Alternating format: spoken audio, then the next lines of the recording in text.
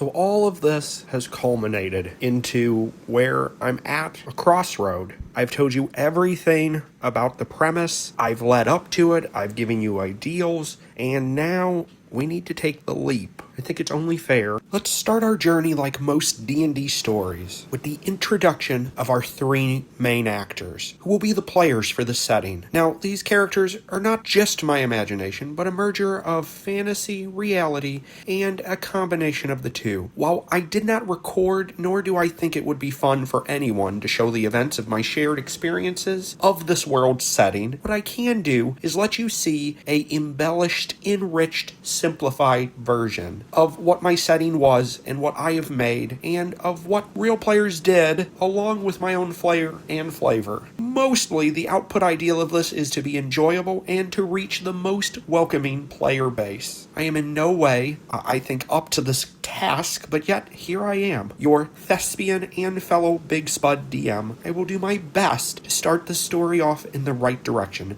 Now let's see how much I can get to share and how much everyone wants to hear from me and my group of adventurers in this solo leveling / deliciousness in the dungeon world. Okay, let's begin. We start off with three characters, a brother and his sister and her boyfriend.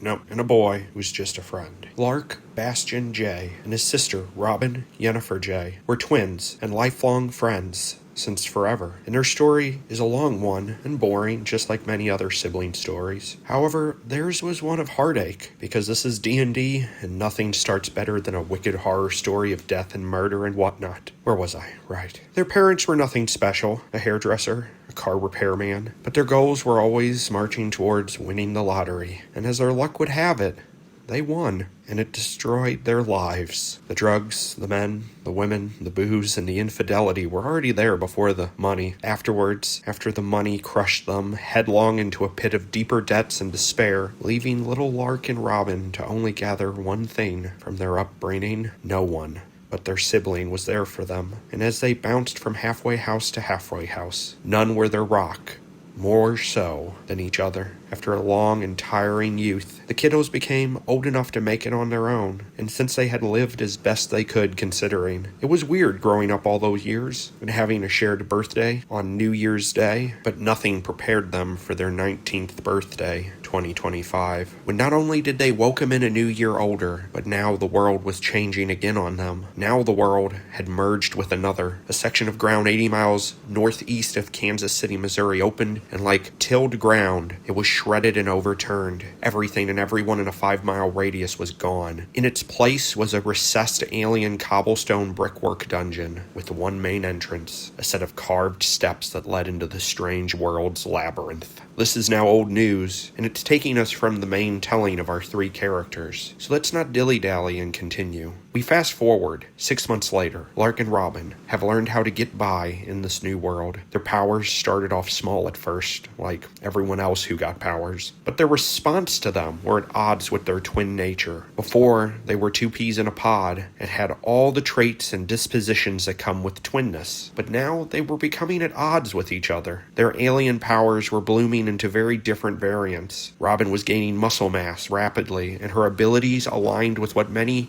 new awakened people had been calling traits that was that of a fighter. Her brother, on the other hand, floundered, started getting sick and developing rashes over everything and anything. His skin was rebelling, and his only comforts were in fabrics he would later discover were from other realms or from more basic natural products. He had developed into what many called, and into what many would call, a druid, and basically he could not live a happy, healthy life in this world without always having mild to severe irritation. This brings us to our third character, Jake Grissom Callahan. So much is still not known of the nature of what causes the manifestation of each class, but in the life of Mr. Callahan, who was a washed-up nurse whose life faltered after a huge mess-up, resulting in a medication death and a malpractice suit that left him homeless and jobless. His path led quickly on an upwards loop when only 1 week after the alien particles spread from the giant hole in the ground, he manifested quick and he manifested quick as you could and developed what we now call the cleric class. More of an offshoot of a cleric with his talents, but as soon as his ability to magically heal grew, his black market heal jobs quickly landed him into money and situations that bordered on the criminal. But he not only knew how to deal with this, he wasn't new to being shunned and downtrodden in lifestyle. And by answering a flyer, an ad requesting a roommate in a dump of a flat that was on the upper side of Topeka, he decided to take the bite and,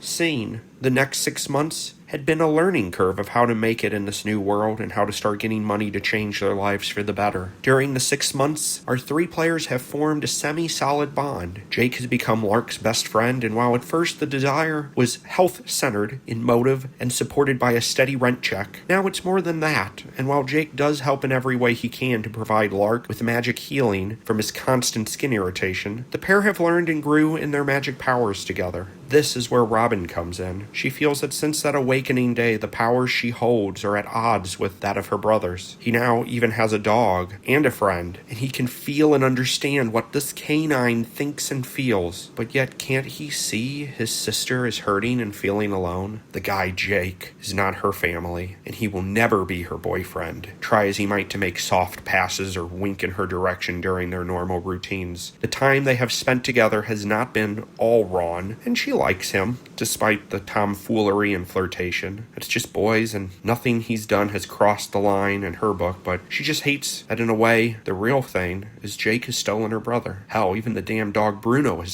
stolen her brother's love, and she misses what they used to have when it was just them against the world. But today was the big day. They'd applied to the Gate Watch program, and they had done all the paperwork needed to register and be a part of the team of heroes that were saving everyone's lives each day. They had saved up enough money to buy starting equipment that would work against the monsters on the other side of the world on these. They had saved up enough money to buy starting equipment that would work against the monsters of the other world, and the rewards seemed outlandish and ludicrous compared to Lark's McDonald's pay, Robin's, Logan's restaurant wages plus tips, and maybe Jake could stop meeting up with shady people online for back alley touch sessions that healed them and hurt his reputation. Hero work sounded better than anything they had going on, and anything else it could help people. 3 months ago was the second gate that had not shut since the beginning, and the devastation from not closing it was big. Huge sections wiped off the map, monsters raging down city streets. It was chaos. So many died. It has to be avoided at all costs. And so you have it on a breakout day. These 3 unlucky adventurers, heroes, unknowingly set into motion a series of events that will change the course of not one world, but several. They placed their name on a registry, and today, day 380, 210 gates warp into existence, bending realities, creating problems. Each gate, along with all the gates that open every day, will have to be addressed. But today, with 200 gates opening, all requiring 5 to 7 days to be closed, the military and heroes alike will need every single awakened adventurer. So, because you guys are green and have never done a gate before, the pickings are slim. The good news, it's a breakout day. And while there is none in the immediate area, about a 17-hour drive from your current location will take you to a gate that is completely off the road, way up north. It's about a 13-and-a-half-hour drive with then almost an hour hike. Luckily, detection is getting a lot easier. Satellite scans has put it on the map as a low-tier gate. Military will be moving in, but with so many gates opening, they will not be there till close to, if not after, you guys arrive. So it'll be up to you if you want to just head in as soon as you get there, or if you're going to want to at least wait for the military to do a sweep. Now, of course, they're not going to do a whole lot. They may send in a small unit, do a light bit of recon, and then come out. But since conventional weaponry doesn't do a whole lot of good, they're not going to really do more than they have to. to. And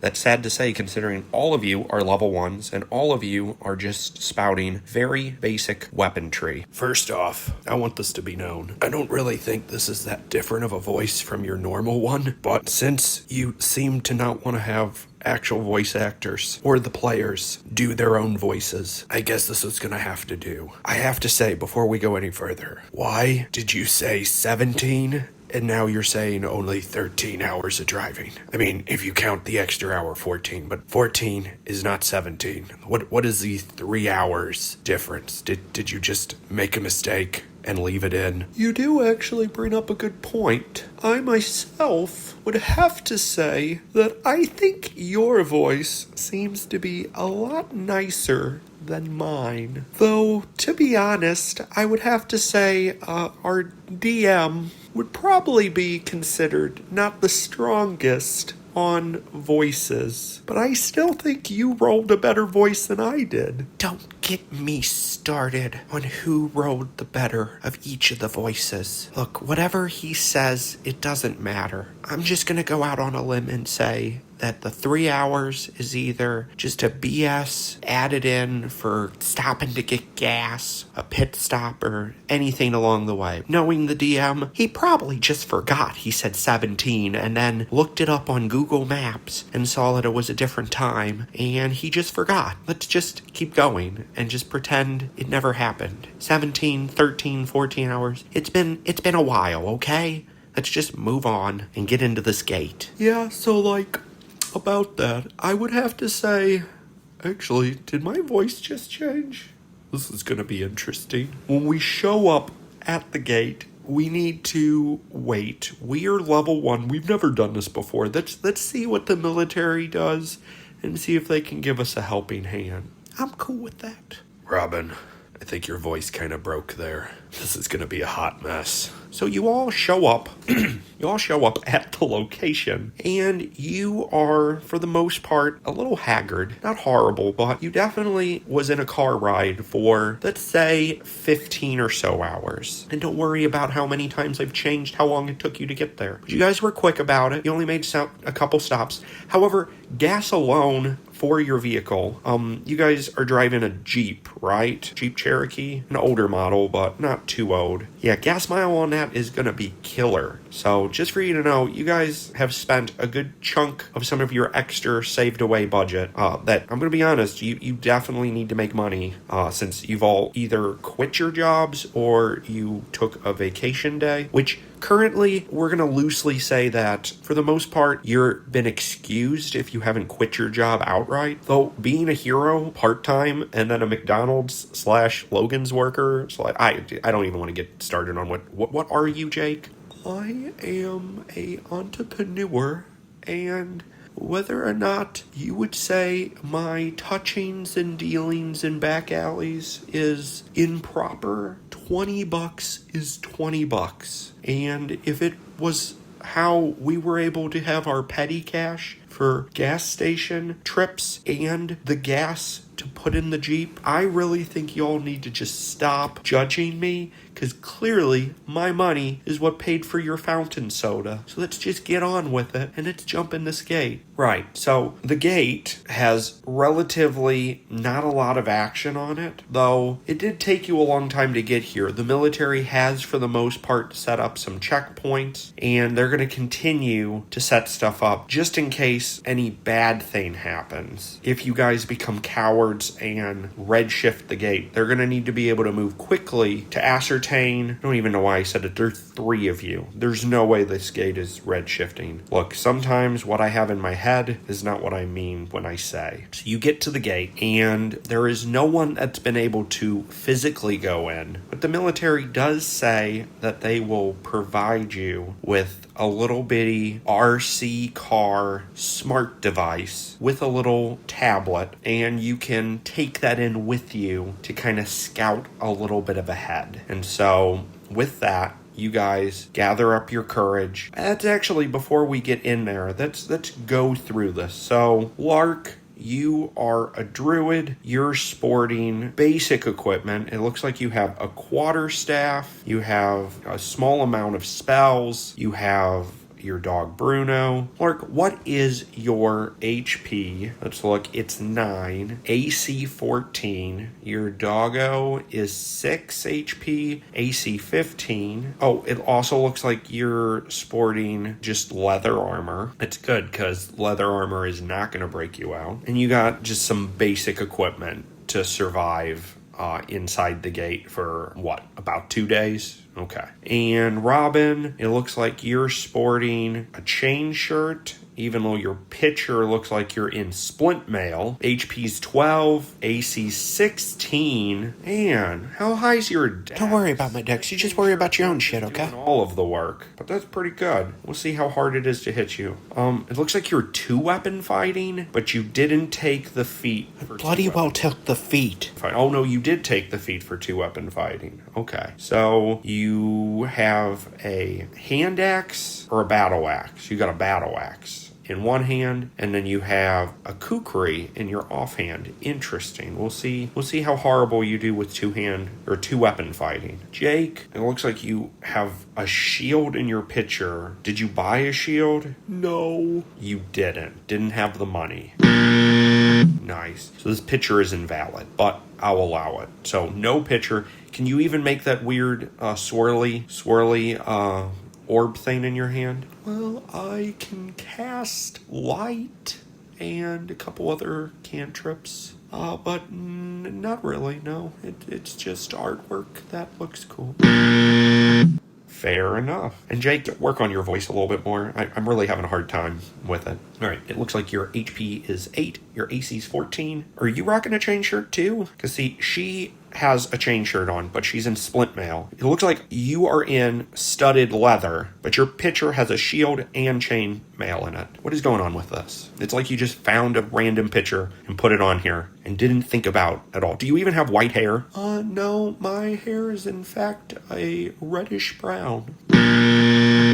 Okay, your picture is invalid. So the 3 of you step through the gate. The blue gate is pool, almost like it's a fluctuating, swirling pool of water / energy. And as you step through it, it's almost like stepping through a liquid mirror. As you pass through, if you was to look back, you see on the other side, it's now askewed. It seems muted in color and in vibrancy. You also, all of the noise has now been muffled, almost decibly muffled. And with it, you can see the world you stepped through. It's still there. And since the gate did not redshift, I don't know why I said that earlier, you now can see this side. While on the world you came from, this was really just a slightly open area on a mountain range. Rocks, dirt, some forms of nature that can still survive, cacti. I don't know about cacti, but brush. If any humans have been here, even though they probably aren't supposed to, there might still be like a Snickers wrapper bar and horrible litter from the human race. All of that is gone on this side. This side is a alien, hard, white stoned tunnel system with a roof that is unfinished, almost like a blasted rock etched top with pointy ridges, none of it uniform. Dips up, dips down, litter the roof. And you can see on the ground, here and there, parts of the ceiling have snapped off and debris of rock chunks. Some little, the size of pebbles, some a nice size rock that could stub your toe or twist your ankle, litter the corridor. The path is, for the most part, lit from the world you have left. But this tunnel system has no light of its own. So other than through the portal, the muted light that shines through, you see off into the distance, this tunnel very uniformly cut in a straight line. Hooking up your little RC car, turning it on, and having it and its little bitty dome lights on the front of it power up, zip off down the corridor, you notice that a slight slant going deeper into the earth starts to take a few inches here and there, slowly always sinking deeper and deeper. Not that far down the corridor, maybe 80 feet, there is a offshoot, another tunnel darts off to the left. And you now have a choice. You can either take your little car and continue down the path in front of you, or see where this new path leads. Let's just use the new path. That way, if we run into any trouble or whatever room or whatever it may be, we can decide if we just want to leave sooner than rather later. Agreed. Awesome. So the little RC car zips down this hallway, and this hallway leads all the way to a weird piss-colored fog gate. It looks exactly like something you would see on an Elden Ring game or a Dark Souls. There is no door, but if you try to push the little RC car through the mist, you notice that the mist itself kind of pushes back at the RC car. The car cannot go through. Somebody will have to manually walk through the mist. How about all of you roll a history to see if you know anything about this? Or a dungeoneering, or an arcana, whatever you want to do.